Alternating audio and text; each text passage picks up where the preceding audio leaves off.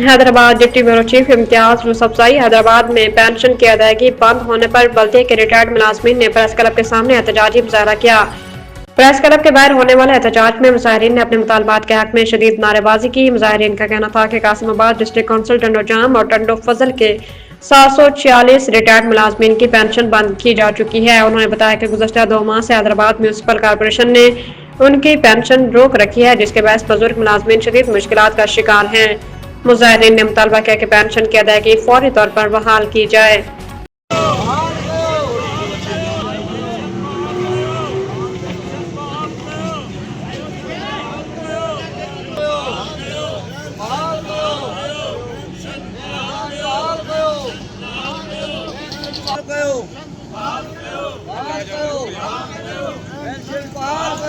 pension